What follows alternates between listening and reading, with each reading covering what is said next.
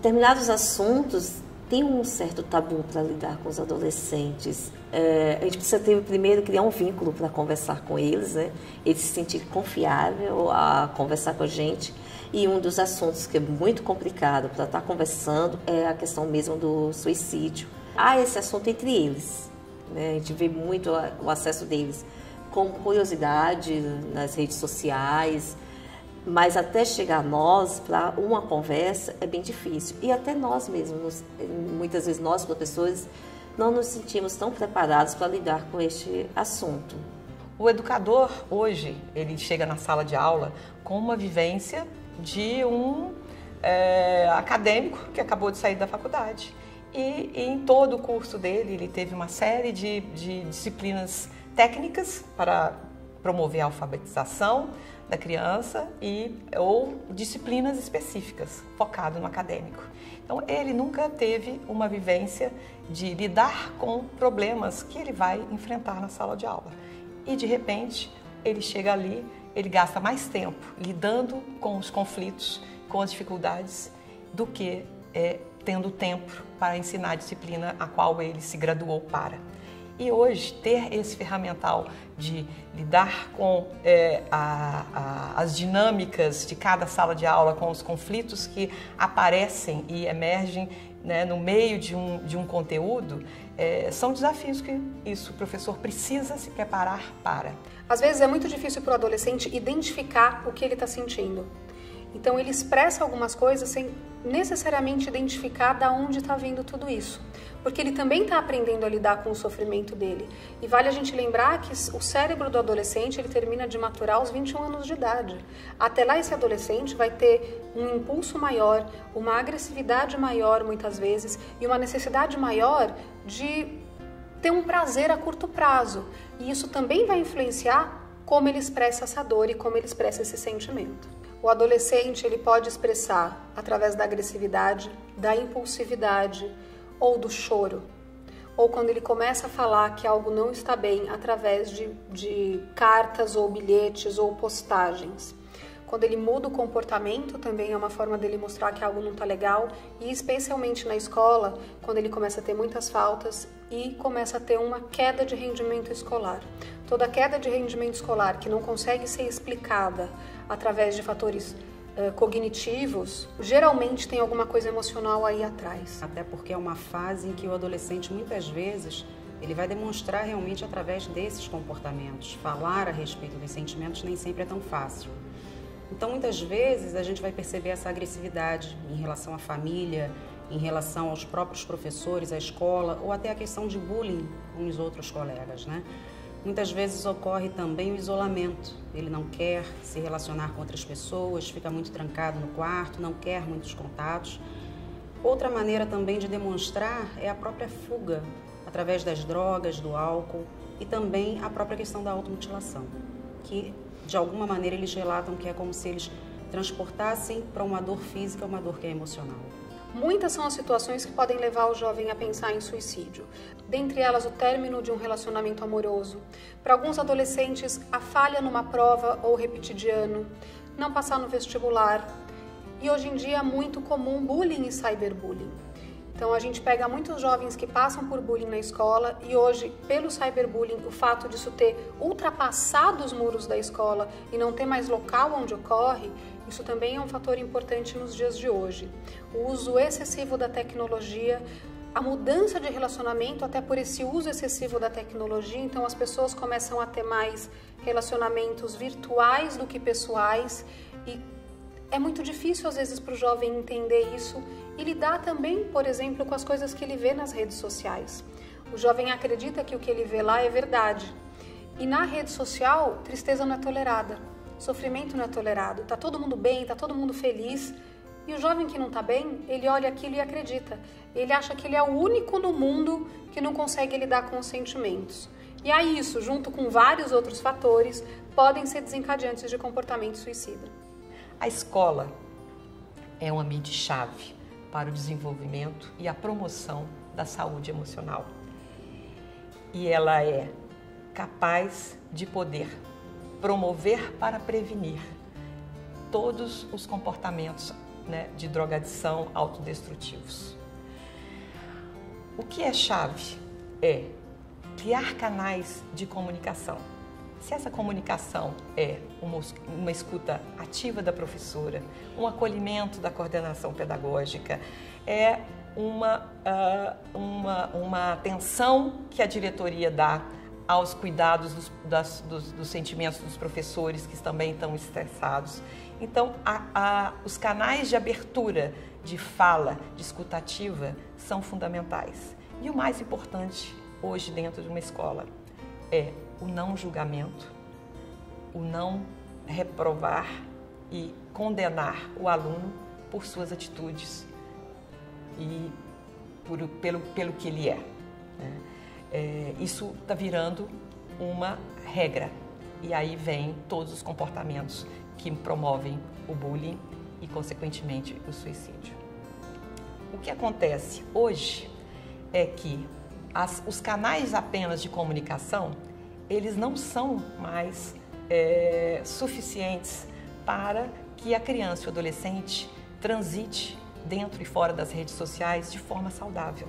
Então, desde o início dos anos 2000, existem ferramentas e metodologias que são baseadas em pesquisas e que evidenciam que se a criança e o adolescente aprender a lidar com as suas dificuldades, e isso se fala no desenvolvimento das habilidades não cognitivas, elas serão adultos plenos, livres da drogadição, do suicídio e da autodestruição. Então, há pouco tempo, em determinada aula, uma aluna começou a chorar. Paramos a aula, vamos conversar, você quer conversar agora ou não?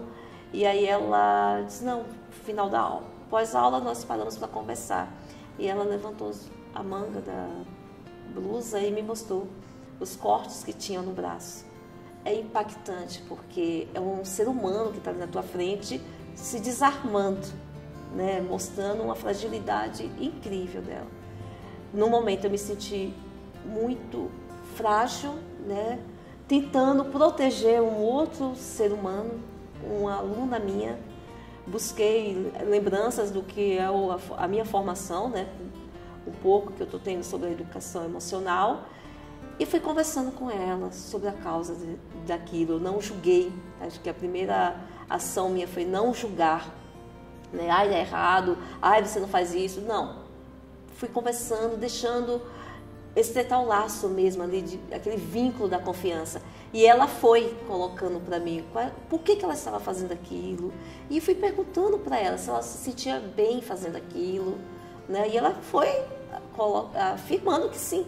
E de fato, né, diante da situação dela, eu não sou especialista, né, nisso, mas diante da situação dela, é a maneira que a estratégia que ela conseguiu encontrar para dizer que estava se sentindo bem. E aí, após todo esse relato, perguntei para ela se eu poderia conversar com a escola, né, com a gestão da escola, e se eu poderia chamar a família para conversar. Ela disse que sim.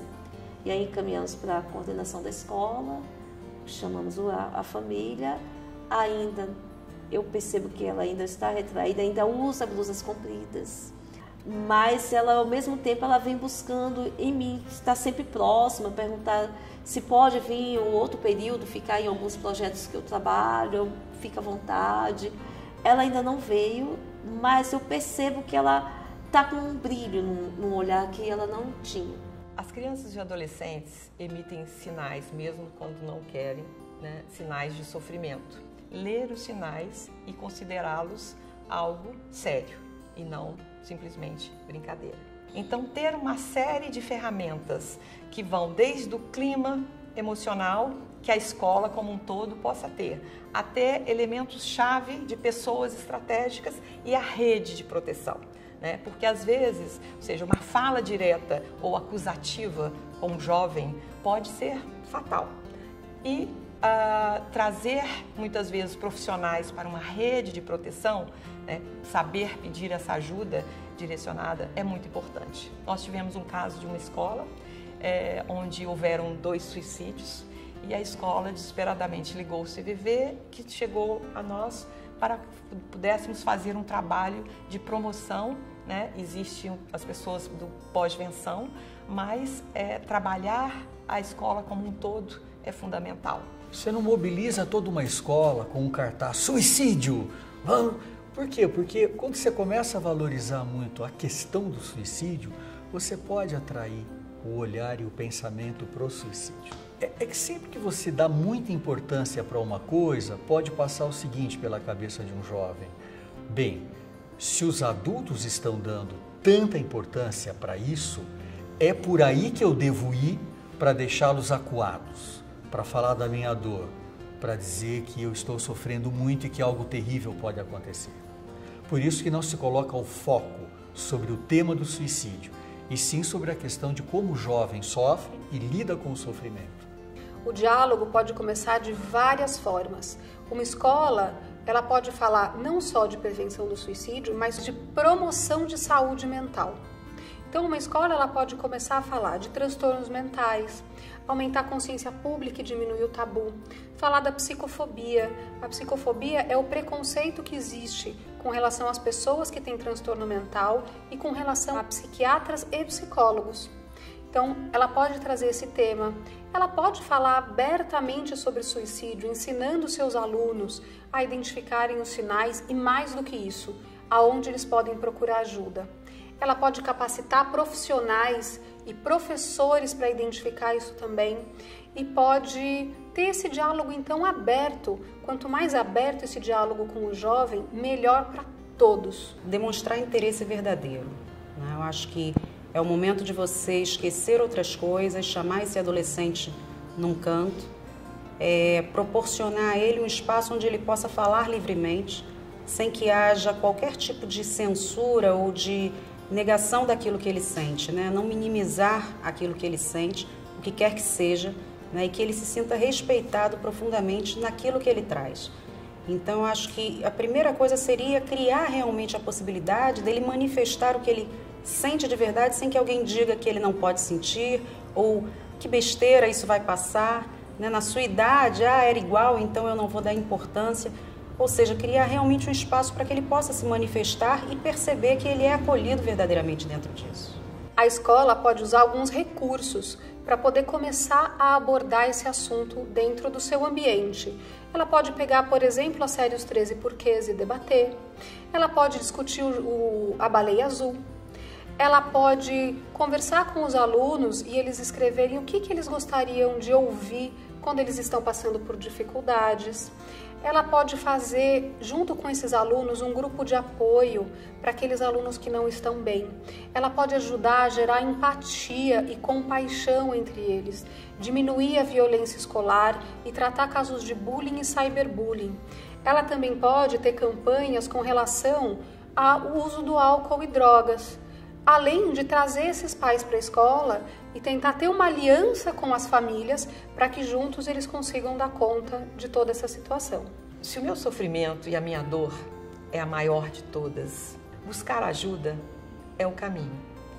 Há sempre alguém capaz de me escutar, de me ajudar a refletir e me afastar do problema, para que eu possa também me perguntar o que eu posso fazer para me sentir melhor. Olhar para mim, me sentir melhor, me faz poder me aproximar de mim mesmo e daqueles que convivemos e, com isso, ajudá-los de forma plena.